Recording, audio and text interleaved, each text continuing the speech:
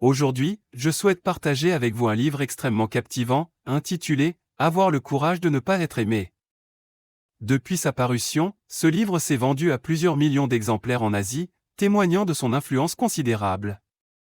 Son idée centrale est à la fois simple et profonde, nous guider à réfléchir sur la manière de se libérer des diverses contraintes de la vie et de poursuivre courageusement notre propre bonheur.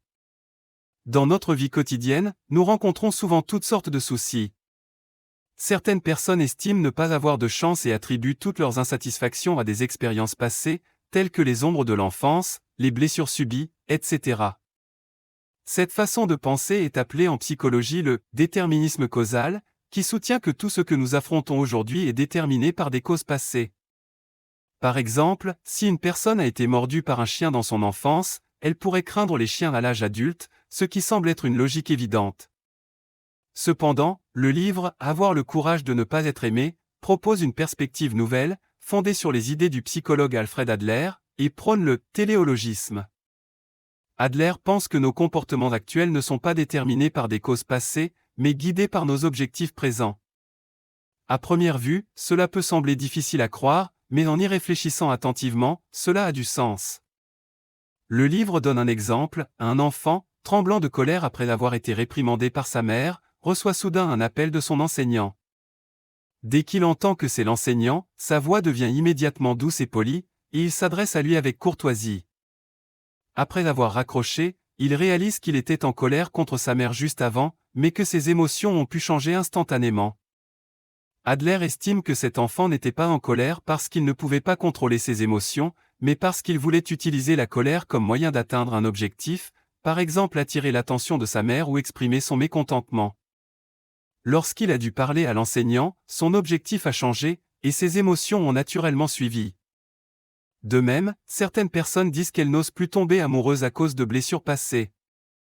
Adler penserait que ce n'est pas l'expérience passée qui les empêche d'aimer à nouveau, mais qu'elles ne veulent pas affronter les risques et responsabilités potentielles de l'amour, utilisant ainsi le passé comme excuse. La véritable raison est leur choix actuel, décider de ne pas entamer une nouvelle relation. Alors, quelle est la différence entre le téléologisme et le déterminisme causal ? La principale distinction est que le déterminisme causal fait croire que notre vie est liée au passé et ne peut être changée, tandis que le téléologisme nous donne le pouvoir de changer. Tant que nous modifions nos objectifs actuels, nos comportements et notre vie changeront en conséquence. Le deuxième point important du livre est que tous les soucis proviennent des relations interpersonnelles. Beaucoup de gens trouvent cela étrange en entendant cette affirmation. Il y a tant d'autres problèmes dans la vie, comme la pression économique, les difficultés professionnelles, les problèmes de santé, etc. Comment tout cela pourrait-il être lié aux relations interpersonnelles ? Mais réfléchissez, lorsque vous vous sentez pauvre, est-ce parce que vous voyez d'autres personnes plus riches ? Lorsque vous pensez que vos études ne sont pas bonnes, est-ce parce que certains camarades de classe ont de meilleurs résultats ? Lorsque vous pensez ne pas être assez beau ou belle, est-ce parce que vous voyez d'autres personnes plus attirantes ? Souvent, nos soucis proviennent de comparaisons avec les autres et de notre position dans les relations interpersonnelles. Adler pense que la vie n'est pas une compétition. Lorsque nous considérons les personnes autour de nous comme des concurrents, nous voyons leur succès comme notre échec, leur bonheur comme notre douleur. Cela engendre naturellement un sentiment d'infériorité, voire la conviction que les autres se moquent de nous ou nous méprisent. Mais y a-t-il vraiment quelqu'un dans ce monde qui vous observe 24 heures sur 24 ? En réalité, la seule personne qui vous prête vraiment attention, c'est vous-même.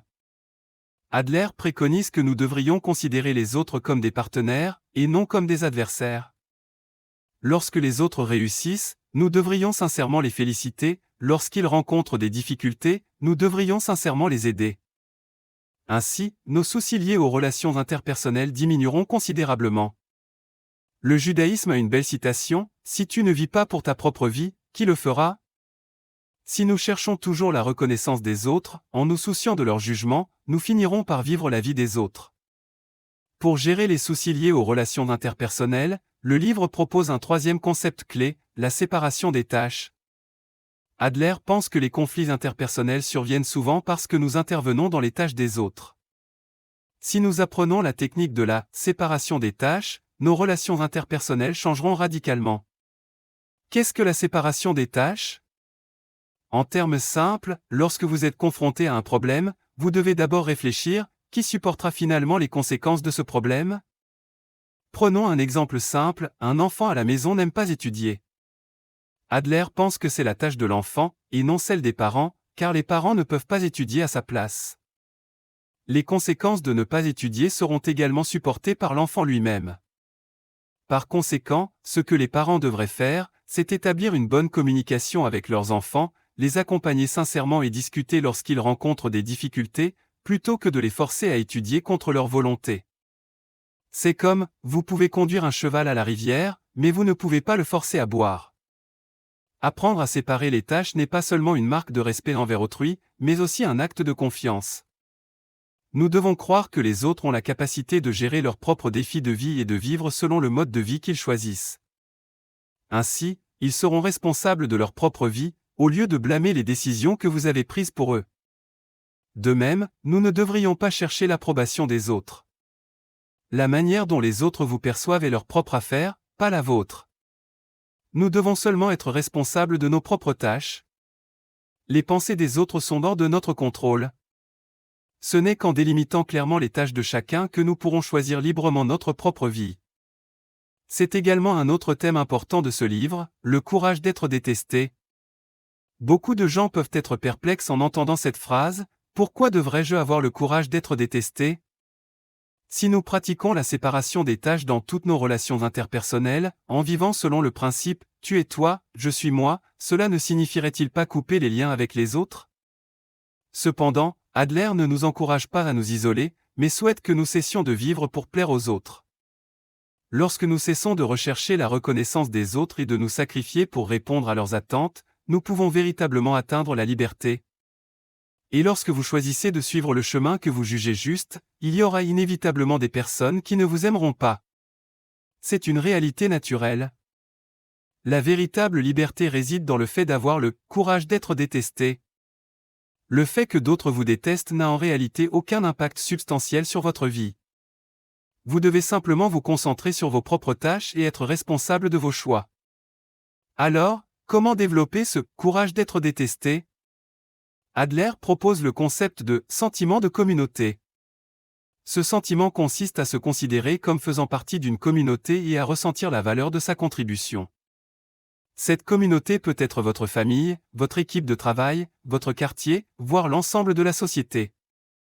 Adler estime que les individus ne devraient pas chercher la reconnaissance des autres, mais plutôt aspirer à un sentiment de communauté.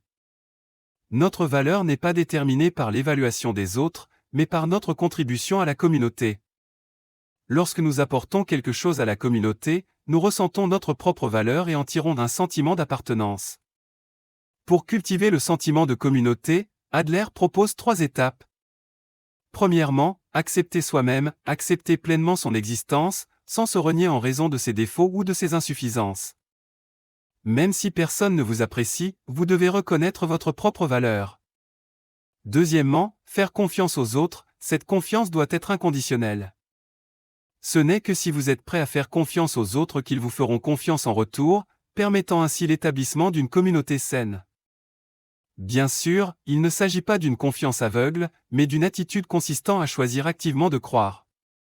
Troisièmement, contribuer aux autres, bien que nous ne devrions pas interférer dans les tâches des autres, nous pouvons contribuer à la communauté.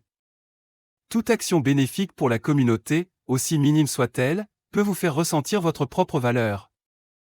Lorsque vous possédez un sentiment de communauté, vous comprenez que votre existence a de la valeur en soi, sans avoir besoin de rechercher l'approbation des autres, vous libérant ainsi véritablement de leur jugement et avançant vers la liberté.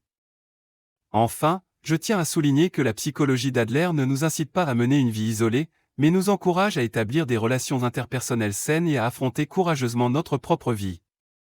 Le bonheur n'est pas un objectif inaccessible, mais réside dans chaque choix que nous faisons à chaque instant. Tant que nous pouvons nous libérer des contraintes du passé, cesser de vivre selon les attentes des autres, assumer courageusement la responsabilité de notre propre vie et contribuer activement à la communauté, nous pouvons atteindre le véritable bonheur. J'espère que ce partage d'aujourd'hui vous apportera une certaine inspiration. Merci à tous pour votre écoute.